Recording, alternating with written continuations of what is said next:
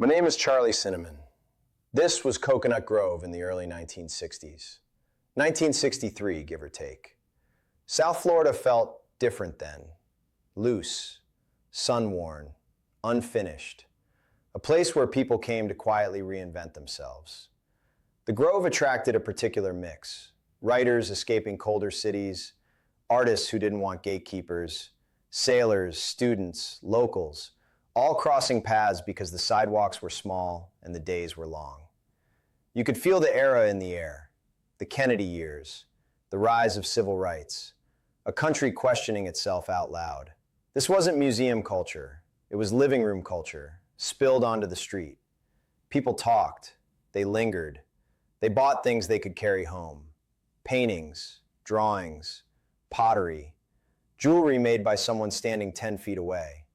Not investment art, conversation art. I was a theater publicist. And what I accidentally started became the Coconut Grove Arts Festival. I wasn't trying to invent a civic institution. I was trying to fill seats. So I borrowed an idea from Paris, dragged some artists into the street, and hoped people would slow down long enough to look. No plan, no funding, no permission. And the city showed up.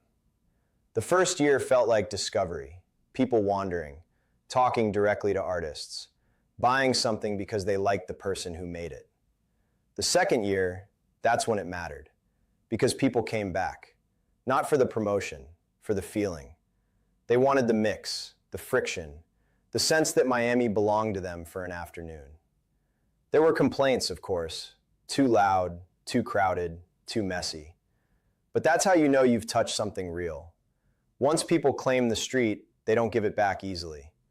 And when I look at what it became, one of the longest running outdoor arts festivals in the country, artists applying from everywhere, streets still filling up, people still wandering, still buying something they can carry home. It tells me something important. The format changed, the scale changed, the infrastructure got serious. But the reason it works didn't. People still come because it lets them belong for a while. And I'll tell you this, I would have loved to see it in those first years, before anyone knew what it was, when success felt like surprise.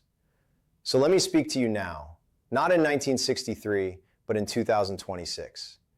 You can plan everything today, predict behavior, control the flow. But what keeps people coming back is not perfection, it's permission.